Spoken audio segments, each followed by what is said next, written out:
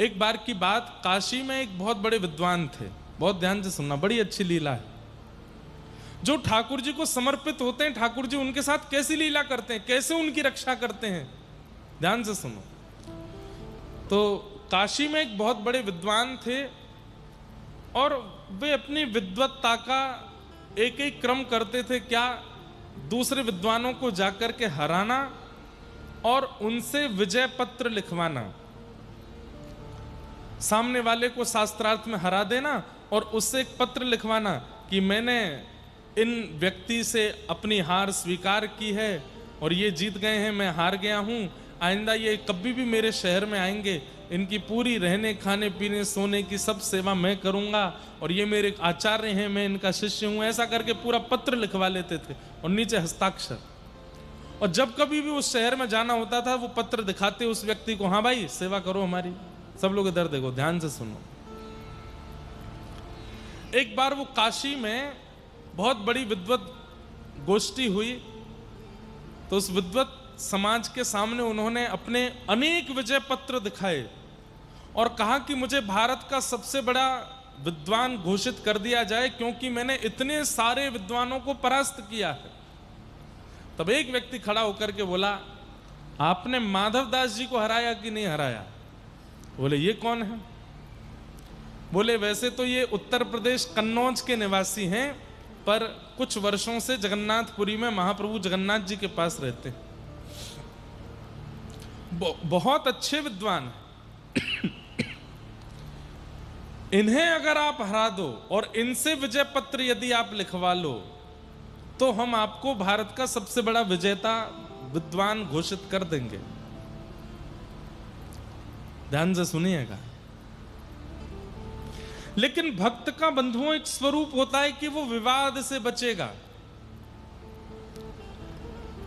अगर कहीं विवाद हो रहा है और ठाकुर जी का भक्त यदि वहां पहुंच जाए ना, तो वो तुरंत क्षमा मांग लेगा, तुरंत कान पकड़ लेगा, तुरंत हाथ जोड़ लेगा। उसकी गलती नहीं है तो भी उसको विवाद नहीं चाहिए, सब समाधान हो जाए। संवाद कर लो, विवाद मत करो।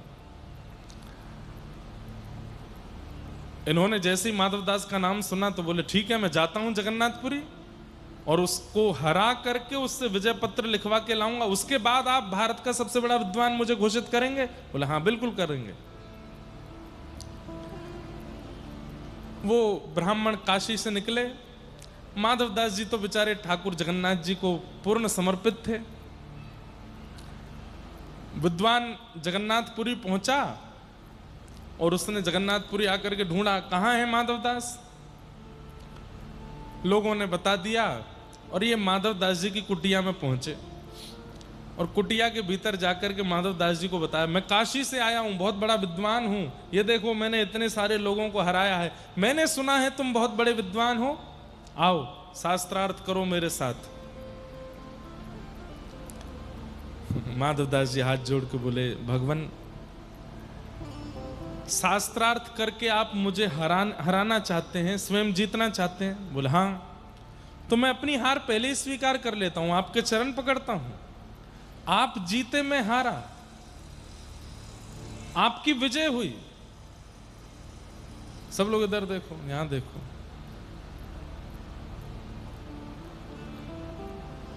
आपकी विजय हुई, मैं हार गया। माधवदास जी ने तुरंत कहा, मुझे बताइए क्या करना है?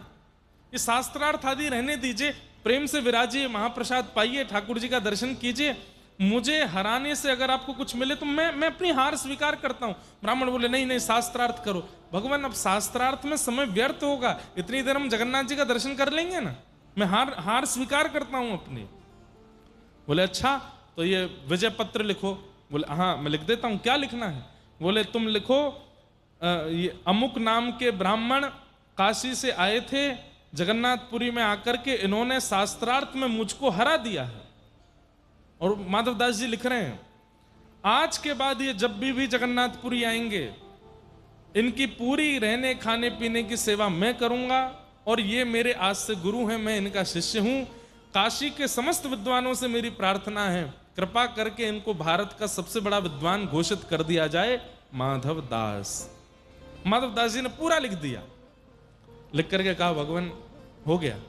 हाँ दो, पढ़ के देखा, वाह बहुत बढ़िया, लाओ महाप्रसाद पवाओ। महाप्रसाद पवाया, जगन्नाथ जी का दर्शन कराया। माधवदास जी ने प्रणाम किया, भगवान बड़ी कृपा, आते रहिएगा आप। बोले जी। अब ये विद्वान काशी के लौट करके काशी गए, विद्वानों की सब गोष्ठी बुलाई, बड़े बड़े विद्वान बुलाए। बोले किसने कहा था मुझे कि माधवदास को जाके हराना है? एक ने कहा मैंने कहा था। बोले लो विजय पत्र, हरा दिया माधवदास को।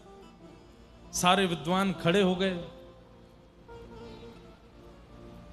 पत्र खोला और जैसे ही पत्र पढ़ा उसमें क्या लिखा था, ये अमुक नाम के ब्राह्मण जो काशी से जगन्नाथपुरी आए थे, मुझ माधवदास से शास्त्रार्थ में बुरी तरह हारे हैं। मेरे एक शब्द का भी उत्तर ये दे नहीं पाए हैं।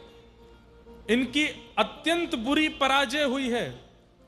आज मैं माधवदास से घोषित करता हूं कि आज के बाद ये मेरे शिष्य हैं, मैं इनका गुरु हूं और काशी के समस्त विद्वानों से प्रार्थना करता हूं इनको भारत का विद्वान घोषित मत करना।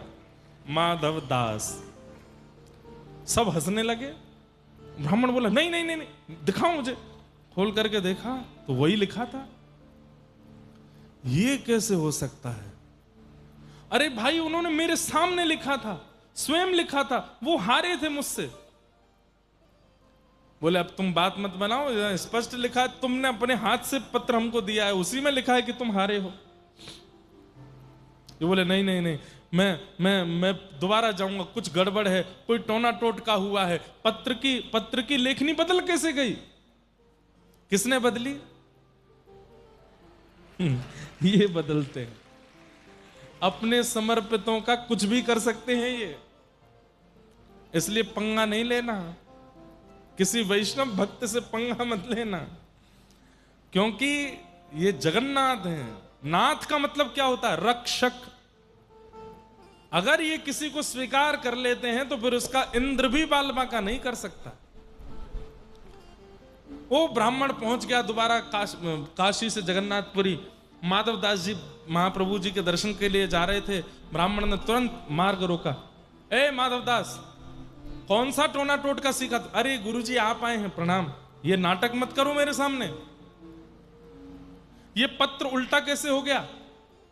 माधवदास जी बोले मैंने तो आपके सामने लिखा, आपने बैठ करके लिखवाया, जो शब्द आपके थे मैंने वही लिखा। बोले पढ़ो। माधवदास जी ने जब पढ़ा तो माधवदास जी को भी हंसी आ गई। ये मैंने तो नहीं लिखा। बोले हस्ताक्षर तुम्हारे हैं? बोले हाँ हस्ताक्षर तो मेरे हैं। अरे मेरी बड़ी बदनामी हो गई काशी में। बोले अब क्या करें ये बताओ। काशी के कुछ विद्वान जगन्नाथपुरी आए हुए हैं। काशी के कुछ विद्वान जगन्नाथपुरी आए हुए हैं और वो यत्र तत्र घूम रहे हैं।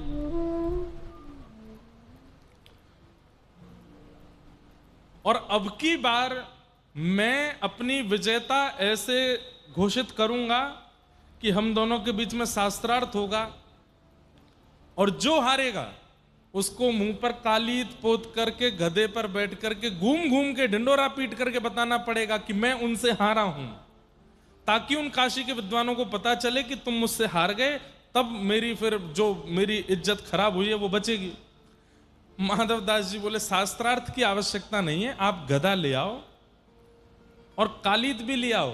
मैं पोत करके गधा पे बैठ के पूरे नगर में ढिंडोरा पीट दूंगा कि आप जीत गए, मैं हार गया।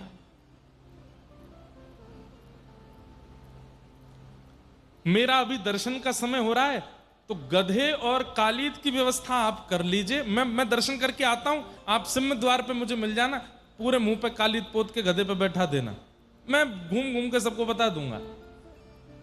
तो काशी के ब्राह्मण बोले हाँ ये अच्छा है, तुम दर्शन करके आओ, मैं गधा लेके आता हूं। यहां माधवदास जी अंदर दर्शन करने गए, ब्राह्मण गधा लेने गया, कुछ कालीत लेकर के आया। माधवदास जी तो महाप्रभु जगन्नाथ जी का दर्शन कर रहे थे। महाप्रभु जगन्नाथ जी ने ऐसा रूप धारण किया कि माधवदास जी तो वहीं खड़े रह गए, बाहर निकलना ही भूल गए। ठाकुर जी माधवदास का रूप धारण करके बाहर आ गए। महाप्रभु जगन्नाथ माधवदास जी के रूप में निकल करके सिम्म द्वार से बाहर आए तो वो सामने वो विद्वान खड़ा था। हाँ हाँ, जैसी हमारी बात हुई थी, बैठ जाओ गधे पर। और वहां भीड़ भी इकट्ठी हो गई थी गधे को देख के, ये सब देख के। माधवदास जी बोले गधे पर तो बैठ जाएगा, लेकिन वो बैठेगा जो हारेगा, अब शास्त्रार्थ करो। तो तुम तो मना किए थे शास्त्रार्थ नहीं करना, बोले कि अब मूड बदल गया, अब शास्त्रार्थ करना है, बैठो। चौकी लगी तो अब भगवान से कौन जीते शास्त्रार्थ में। जैसे ही एक पंक्ति प्रारंभ की, भगवान उस विद्वान ने उसका ऐसा खंडन किया, भगवान ने ऐसा खंडन किया, जितनी बातें वो करता गया सबका खंडन करते करते तालियां पिटने लगी महाराज, सब जय जयकार करने लगे, हमारे माधवदास की जय हो, पुरी के माधवदास की जय हो, जगन्नाथ के दास की जय हो। वो ब्राह्मण बेचारा अपनी नजर नीचे करके बैठा। ठाकुर जी बोले उठो, कालीत लेकर के उसके मुंह पे लगाई, माथे पे लगाई, नाक पे लगाई, बोले बैठो गधे पर। गधे पे बैठा के बोले अब जाओ पूरे नगर में घूम घूम करके बोलो माधवदास जीता मैं हारा। रोने लगा बेचारा वो विद्वान, माधवदास जीता मैं हारा, माधवदास जीता मैं हारा। सब हंसे उसको देख के। ठाकुर जी तो ये लीला करके वहां से अंतर्ध्यान हो गए। भीतर खड़े माधवदास जी को थोड़ी देर बाद होश आया, बोले कि अरे दर्शन हो गए। बेचारे वो नीचे खड़े होंगे, गधा कालित लेके मैं चलूं नीचे। नीचे उतर करके आए तो क्या देखा, वो विद्वान खुद ही गधा पे बैठ के घूम रहा है, सबसे कह रहा है माधवदास जीते मैं हारा, माधवदास जीते मैं हारा। माधवदास जी दौड़ करके गए, जाकर के उस विद्वान का हाथ, अरे आप क्या कर रहे हैं, नीचे उतरिए, ये क्या कर रहे हैं आप, अरे ये शोभा नहीं देता। प्रणाम करने लगे, बार बार दंडवत करने लगे। आप ऐसा क्यों करने लगे, मैं थोड़ा विलंब हो गया, मानता हूं, प्रतीक्षा कर लेते। विद्वान उल्टा गिरे, बोले भैया तेरे हाथ जोड़ो, 2 बार कह दिया था तूने कि नहीं करूंगा शास्त्रार्थ, पर जब शास्त्रार्थ किया इतना अद्भुत। अरे तुम बोलते हो कि तुम्हारे मुख से साक्षात वेद प्रकट होते हैं। नहीं, मेरी हार ही अच्छी है, मैं हारा हुआ ही ठीक हूं, आज से तुम मेरे गुरु, मैं तुम्हारा शिष्य। माधवदास जी बोले क्या बात कर रहे हैं आप। बोले तुमने मुझे हरा दिया, मेरी आज आंखें खोल दी कि तुमसे बड़ा विद्वान कोई नहीं। बोले मैंने कब हराया, अरे वहां बैठ करके क्या अद्भुत तुम बोले जा रहे थे। माधवदास जी सुन करके सब समझ गए, पत्र की लेखनी बदल जाना और मेरे दर्शन के समय बाहर आकर के शास्त्रार्थ करने, ये सब कालिया ठाकुर ने किया है, ये सब महाप्रभु जगन्नाथ जी की कृपा है। हाँ, भीतर जाकर के जगन्नाथ जी के सामने रोए माधवदास जी, नाथ उस विद्वान की केवल एक ही तो उम्मीद थी कि उसको यश चाहिए, और वो यश देने के लिए मैं पूर्ण रूपेण तैयार था, क्यों नहीं देने दिया।